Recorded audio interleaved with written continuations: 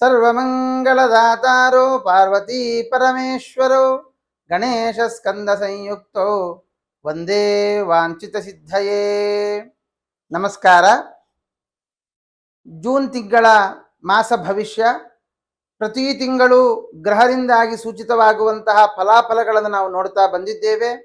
ಅದರಲ್ಲಿಯೂ ಈಗ ಗುರುಮೌಢ್ಯ ಶುಕ್ರಮೌಢ್ಯಗಳಲ್ಲಿ ಮಾಡಬಾರದಾಗಿರತಕ್ಕಂತಹ ಮದುವೆ ಇತ್ಯಾದಿಗಳನ್ನು ನಾವು ನಿಲ್ಲಿಸಿದವರು ತುಂಬ ಜನ ಇದ್ದೀರಿ, ಕೆಲವರು ಮಾಡಿದವರು ಇದ್ದಾರೆ. ಹಾಗಾದರೆ ಯಾವ ಗ್ರಹದಿಂದಾಗಿ ನಮಗೆ ದೋಷಗಳು ಸೂಚಿತವಾಗ್ತಾ ಇದೆ, ಅದರ ಪರಿಹಾರಗಳೇನು, ಅವುಗಳು ಸೂಚಿತವಾಗುವಂತಹ ಫಲಗಳೇನು, ಅದಕ್ಕೆ ನಾವು ಮಾಡಬೇಕಾದ ಪರಿಹಾರಗಳೇನು, ಅದರ ಜೊತೆಯಲ್ಲಿ ಮೀನರಾಶಿಯಲ್ಲಿ ಕುಜ ಮತ್ತು ರಾಹುಗಳ ಸಂಯೋಗದಿಂದಾಗಿ ಯಾವ್ಯಾವ ರಾಶಿಯವರಿಗೆ ಯಾವ ತೊಂದರೆಗಳು ಬರಲಿದೆ, ಅದಕ್ಕೆ ನಾವು ಮಾಡಿಕೊಳ್ಬೇಕಾದ ಪರಿಹಾರಗಳೇನು. ಕುಜನಿಂದಾಗಿ ಭೂಮಿಯ ತೊಂದರೆ ಆಗಬಹುದು, ರಾಹುವಿನಿಂದಾಗಿ ಆರೋಗ್ಯದ ತೊಂದರೆಗಳಾಗಬಹುದು. ಹಾಗಾಗಿ ಅನೇಕ ರಾಶಿಗಳಿಗೆ ಅನುಕೂಲವೂ ಇದೆ, ಅನಾನುಕೂಲವೂ ಇದೆ. ಹಾಗಿದ್ರೆ ಯಾವ ರಾಶಿಯವರಿಗೆ ಏನು ಫಲ, ತಿಂಗಳ ಭವಿಷ್ಯ ಏನಿದೆ ಅನ್ನೋದನ್ನ ವಿಚಾರ ಮಾಡೋಣ. ಕರ್ಕಾಟಕ ರಾಶಿ. ನಮಗೆ ಕರ್ಕಾಟಕ ರಾಶಿಗೆ ಒಳ್ಳೆಯ ಗುರುಬಲ, ಲಾಭದ ಗುರು. ಹಿಂದೆಯೂ ಗುರುಬಲ ಇತ್ತು, ಅದಕ್ಕಿಂತ ವೃದ್ಧಿ ಆಯಿತು. ಕೇಂದ್ರದಲ್ಲಿ ಗುರು ಇರುವುದಕ್ಕಿಂತ ಲಾಭದಲ್ಲಿ ಗುರು ಬರುವುದು ಬಹಳ ಒಳ್ಳೆಯದು. ಕರ್ಕಾಟಕ ರಾಶಿಯವರಿಗೆ ಒಳ್ಳೆಯ ಯೋಗ ಈ ಜೂನ್ ತಿಂಗಳಲ್ಲಿ ಹೇಳಬಹುದು. ಆದರೆ ಈ ಎರಡನೇ ಮನೆಯ ರವಿಯೂ ಕೂಡ ಅಲ್ಲಿಯೇ ಇದ್ದಾನೆ. ಹಾಗಾಗಿ ನಮಗೆ ಸ್ಥಾನಮಾನ ಸಿಗುವಂತಹದ್ದಾಗಲಿ, ಹಣಕಾಸಿನ ವಿಷಯದಲ್ಲಿ ಅನುಕೂಲ ಆಗುವಂತಹದ್ದು, ಅದರ ಜೊತೆಯಲ್ಲಿ ಈ ಕೆಲಸಕ್ಕೆ ಸಂಬಂಧಪಟ್ಟಂತಹ ವಿಷಯಗಳಲ್ಲಿ ಅನುಕೂಲ ಇದೆ. ಅದರ ಜೊತೆಗೆ ಒಂದಿಷ್ಟು ಆಪಾದನೆಗಳು ಕೂಡ ಬರುವ ಸಾಧ್ಯತೆ ಇದೆ.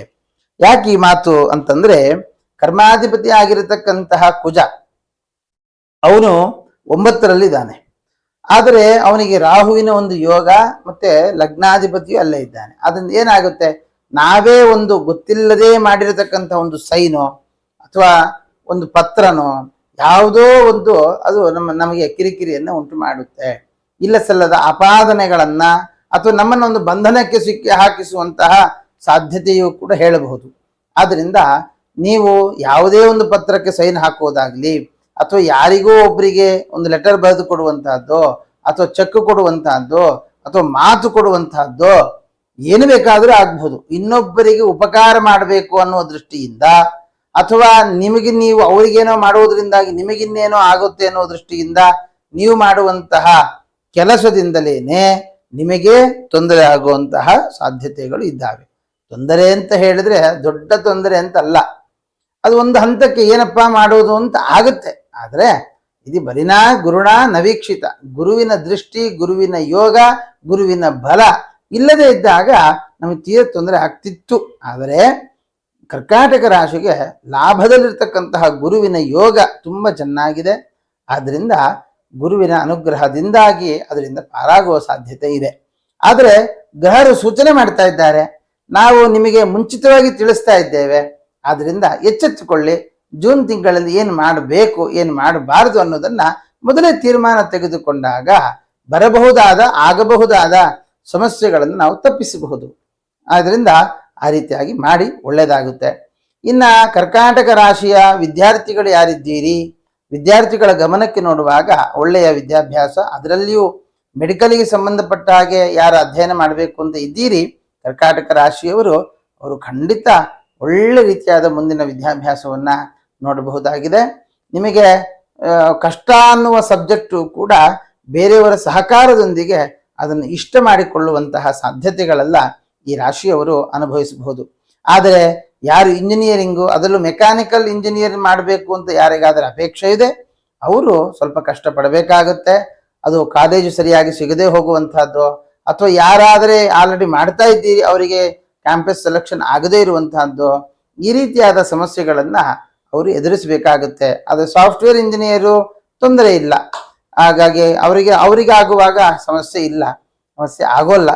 ಇನ್ನ ಆರೋಗ್ಯದ ವಿಷಯಕ್ಕೆ, ಕರ್ಕಾಟಕ ರಾಶಿಯವರ ಆರೋಗ್ಯದ ವಿಷಯಕ್ಕೆ ಬಂದಾಗ 6ನೇ ಮನೆಯ ಗುರು ಲಾಭದಲ್ಲಿ, ರವಿ ಮತ್ತು ಶುಕ್ರನ ಒಂದು ಯೋಗ. ಪಿತ್ತೋಷ್ಣ ಜ್ವರ ತಾಪ ದೇಹವದನ ಅಪಸ್ಮಾರ ಹೃತ್ ಕ್ರೋಡಜ ಅಂತ ಹೇಳಿದ ಹಾಗೆ ಒಂದು ಸ್ವಲ್ಪ ಎದೆ ಉರಿ ಬರುವಂತಹದ್ದು, ಕ್ರೋಡ ಹೊಟ್ಟೆಗೆ ಸಂಬಂಧಪಟ್ಟ ತೊಂದರೆ, ಅದು ಪಿತ್ತಾಂಶ ಜಾಸ್ತಿಯಾಗಿ ಪಿತ್ತಾಂಶ ಜಾಸ್ತಿ ಆದದ್ದರಿಂದ ಬರುವಂತಹ ಅನಾರೋಗ್ಯಗಳು ಹೆಚ್ಚಾಗಿ ಕಂಡು ಬರ್ತಾ ಇದೆ. ಅದರ ಜೊತೆಗೆ ಈ ಷಷ್ಠ 6ನೇ ಮನೆಯಕ್ಕೆ ಪಾಪಗ್ರಹದ ದೃಷ್ಟಿಯೂ ಇಲ್ಲ, ಆದರೆ ಅಷ್ಟಮದಲ್ಲಿ ಶನಿ ಬಂದಿರೋದ್ರಿಂದ ಅಜೀರ್ಣತೆ, ಫುಡ್ ಪಾಯ್ಸನ್ ಆಗುವಂತಹದ್ದು.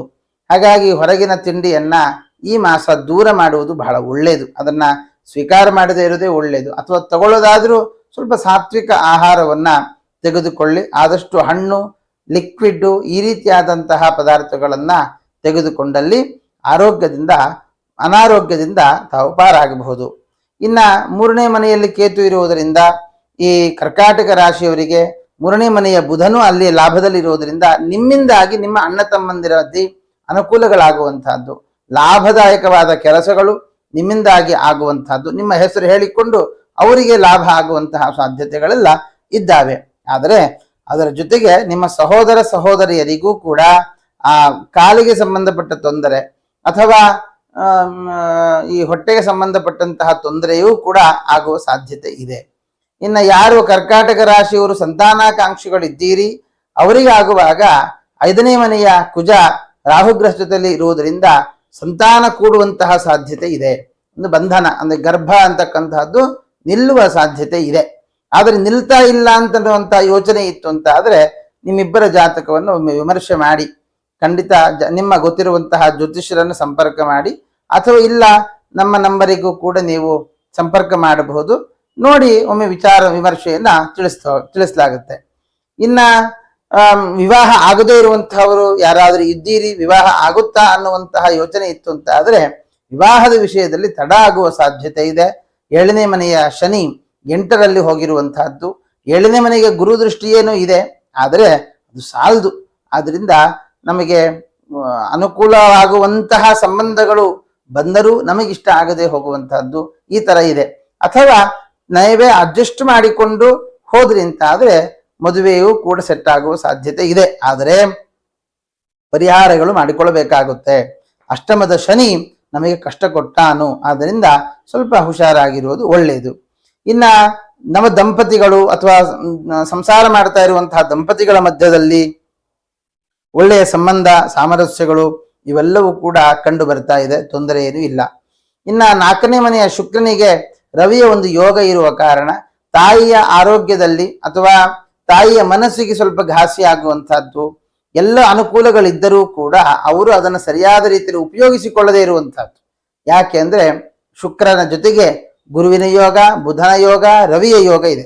ರವಿಯೊಬ್ಬ ಪಾಪಗ್ರಹ, ಅದೇ ಗುರು ಇರುವುದರಿಂದ ಎಲ್ಲ ಅನುಕೂಲಗಳು ಆಗ್ತಾ ಇದೆ, ಆದರೆ ಅದನ್ನು ಸರಿಯಾದ ರೀತಿಯಲ್ಲಿ ಉಪಯೋಗಿಸಿಕೊಳ್ಳದೇ ಇರುವುದು ಅವರ ತಪ್ಪಾಗಿದೆ. ಆದ್ರಿಂದ ತಾಯಿಯ ಜೊತೆಗೆ ಕೂತು ಮಾತನಾಡಿದಾಗ ಅವರು ಆ ಮೆಡಿಸಿನ್ಗಳನ್ನು ತೆಗೆದುಕೊಳ್ಳುವುದರಿಂದ ಸಮಯಕ್ಕೆ ಊಟ ಮಾಡುವುದರಿಂದಲೂ ಕೂಡ ಅವರಿಗೆ ಬರಬಹುದಾದಂತಹ ಅಥವಾ ಇದ್ದಂತಹ ತೊಂದರೆಗಳು ಕೂಡ ದೂರ ಆಗುವ ಸಾಧ್ಯತೆ ಇದೆ.